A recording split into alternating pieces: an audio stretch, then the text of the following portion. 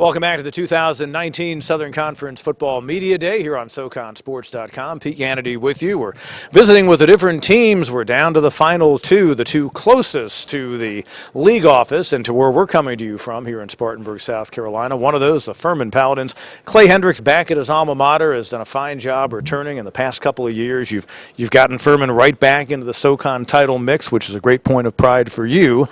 And again, a year ago, save for a break here or there, you would have been back in the playoffs again. But I like a lot of things about this team. One of the things you're trying to settle here in camp is a three-way battle, I guess, for quarterback. Yeah, that's probably a good way to put it. We're a pretty experienced group coming back, even though still relatively young. Certainly the question mark would be the quarterback position. And, really, I really had probably the two guys, Darren Granger, Hamp Sisson, been in our program for a year. I think Darren played in 4 games a year ago. I think Hamp played in a couple of games. Still able to redshirt him because of the rule. We had a guy named Luke Shiflett came in that we had recruited prior. And so I think he'll certainly have a chance. Part of the deal with him coming back, he wanted an opportunity to compete, and we'll do that. August is a little tough to do that and get 3 guys ready to go. So I think we'll try to make a decision pretty quick. And you got to have 2 guys ready to go. And as you learned last year. As you learned, certainly a team that around the league, and we've got the polls that came out earlier today, and you'll see Furman picked right up there with Wofford. Everyone thinks it's going to be one of you two. But you've got a running back like a guy like Devin Wynn. You've got Thomas Gordon, a wide receiver. You've got some legitimate playmakers, and you've got a heck of an offensive line returning, a point of pride, I know, for you when it comes to coaching. Well, certainly we're young at quarterback. I do think their supporting cast is significantly better than it's been a couple of years I've been back. All 5 guys back up front. 4 of the next 5 are back. I think we also have a kid named Corey Watkins at tailback that I think, he and Devin, I think those 2 are as good as there is in this league. We do have some playmakers. Again, the supporting cast around them is pretty good. I think has a chance to be. And, offensive, and then a lot of guys back defensively. So, somebody asked me what I was most excited about. Probably just the fact that, the amount of depth we have coming back. And I just, we've had some glaring holes the last couple of years. I think between recruiting and developing guys and retaining guys, I think we've addressed that pretty well. You've got as good of a combination of returning linebackers as any Furman team that I can remember recently. Elijah McKoy had a great year for you. You had a freshman come up with 15 sacks and led the nation in that category, Adrian Hope. I mean, you've got a really good building block right there in the middle for your defense. Well, we do, and certainly I think it starts up there again. Adrian had a phenomenal year. Really, I think even more phenomenal when you think we played 10 games, 2 option teams. We lost a game. He ended up with 15 sacks, and he never started a game. He was the backup. Wow. Certainly need to develop a few more pass rushers there, and I think we've got those guys in place. I think finally have a little depth in the secondary, bodies-wise. So, one thing in our league, you're going to see everything. You're going to see every offense. And, certainly it starts over there. And but I think we have a really good core to work with. Forced 12 turnovers a year ago. I would think a point of emphasis maybe for the defense. Try to get that ball back for the offense more. Yeah, no question. I was looking at we didn't have a pick from a corner the entire year. I think we only had 4. It's certainly an area we've got to get better at. But I think we were okay with taking care of the ball on offense. We did have some games we didn't take care of the ball as well, and those are some games we struggled in. But that's certainly, I think that's something we always emphasize. But you would hope as you get a little older, you get a little more sudden. I think that gives you a chance to create a few more turnovers. And I hope that'll be the case this year. As we close with you, Coach, we'll look at your schedule. And first off, you're hoping for no bad weather in the month of September because that ended up biting you in the long run last year. But you open up against an in-state program in Charleston Southern, and you've got a couple of FBS teams that follow. But SoCon play begins against your old friend and teammate Bobby Lamb and Mercer there deep in September. But, again, early on in the season, you're going to have some tests right in front of you. Yeah, really are. One of our goals as a team every year is to win our state championship, and obviously we have the 2 teams in our league. And now we got Charleston Southern. We've never played them. So now we get to play 3 of the FCS teams in state. And then, obviously playing 2 FBS games back-to-back and then open up with it's going to be a really good Mercer team in conference play. So, 3 years we've been here, nobody's done us a favor with the scheduling, but it also makes it exciting too, and our kids are excited about that. And you're part of a long legacy of Furman football as a player and as a coach.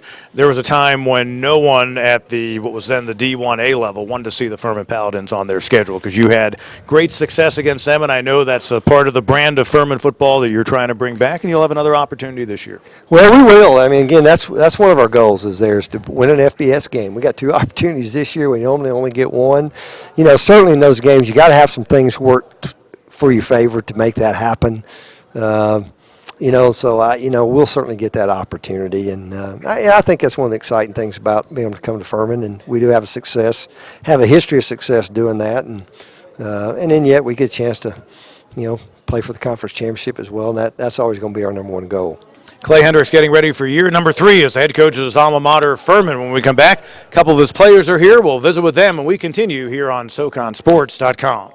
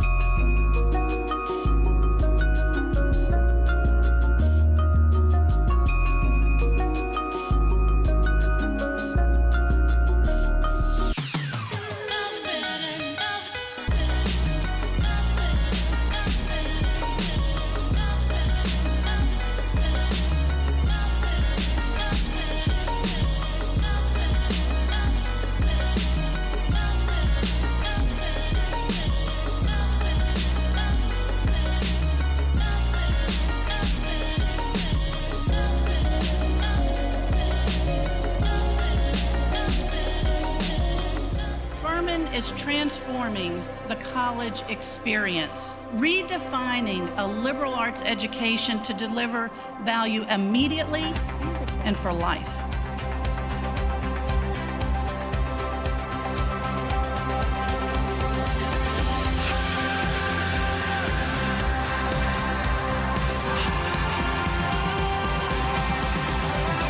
This is the Furman advantage.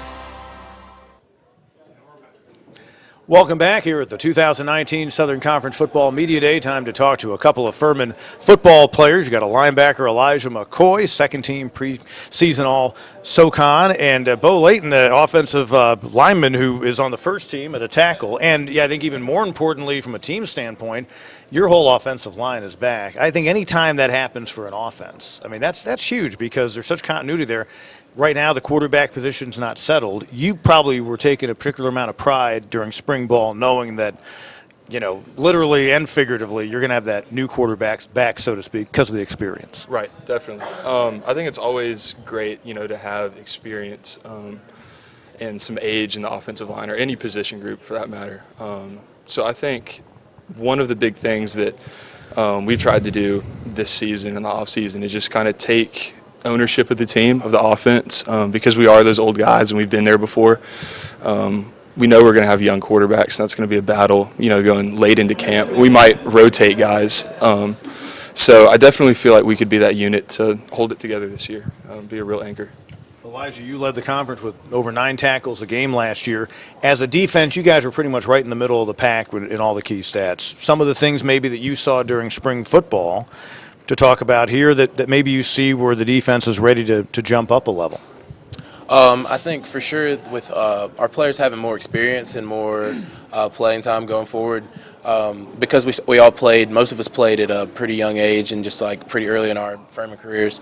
I think we have a lot more confidence, and like as the beginning we were more worried about doing our job and not messing up. I think now we're more focused on making plays and making those game-changing moments happen. A lot more turnovers I think we'll have this year. I think that's something that we'll work on and take pride in, and I think we're really just out there like trusting ourselves and trusting each other more, so we kind of can let loose, and I think a lot of good things will happen from that. Have you guys talk about a couple of your teammates? You blocked for a running back named Devin Wynn. Yes, sir. And a guy whose numbers this year may kind of reflect his talent, because I know he's a big part of what you guys do offensively. He is, yeah. Devin's a real dynamic guy. He's an explosive player. He's really fun to block for. So, you know, as an O-lineman, you want guys like that in the backfield. He's had a great offseason so far, worked really hard, so he'll be fun to watch. Another one, Corey Watkins. He'll be another dynamic guy. That I think he'll have a breakout season, so looking forward to it. And Devin had his best games in the Final Four, so the fact that he finished strong is big. Right. You've got a guy who's going to be a sophomore this year, part of your linebacking core, Adrian Hope, who had a tremendous year last year. I mean, freshman, second-team All-America, 15 sacks in just 10 games. He's the kind of player that I'm sure leans on you to mentor him a little bit, but tell me about him. For sure, having somebody like Adrian on the defense is just extremely helpful, especially when we're like playing a passing team and you know you have somebody who can get after the quarterback. And I think DBs, it helps them in the back end a lot, because they know that they can be more aggressive, knowing that they're going to have the quarterback's going to have less time. And especially with a player like Adrian, who I guess what you would say specializes in big moments like sacks, he can change the game at any time. He can really he can change the momentum of a game at any moment, and it really just helps. And it keeps us energized, I think, too, having a guy like that. I would think a key for the defense, maybe turn up a notch the forcing turnovers, just a dozen forced turnovers last year. And Coach talked about that. I mean, something you're going to focus on all the time, but maybe got a little bit more emphasis in spring ball? Oh, for sure. We did a lot of drills, and like our coaches emphasized it, like instead of just, you know, when you can make a play, which is a good play, but why not take it to the next level and have a turnover? Because that's there's a huge difference between, say, a tackle for loss or a sack versus a strip sack or a tackle for loss with a fumble. Those plays can really change the game. Those little moments that can turn into big moments. Bo, last year this was a team that took care of business, tied for the league championship, but when it came time to playoff selection, you guys were kind of left at the altar. Right. If not, maybe, again, if a hurricane doesn't knock out one of your non-conference games, maybe you have 7 wins, and that's a moot point. But was that maybe used as a motivating factor this year? You were conference champs, yet had to end at the end of the regular season? Right, it definitely was. We were all pretty disappointed at the watch party. You know, we all got together, but yeah, that's definitely a driving force for us this season. And it was something that it was in our hands last year. We could have taken care of. We could have had an outright conference title instead of shared. We could have gotten the playoff berth too if we wanted it. So this year it's big. We need to win out and, you know, take care of the games in our conference. Well, again, those around the league pick you guys among the top 2 in the conference. It could come down to that upstate battle against Wofford to decide the Southern Conference Championship once again. Elijah McKoy, Bo Layton of the Furman Paladins, they will be a big part on both sides of the ball for the Furman team in the season ahead. Look forward to seeing you guys throughout the year. We will close out our coverage of this 2019 Southern Conference Media Gathering with the Wofford Terriers, and their head coach, Josh Conklin, will be stopping by next when we come back here on SoConSports.com.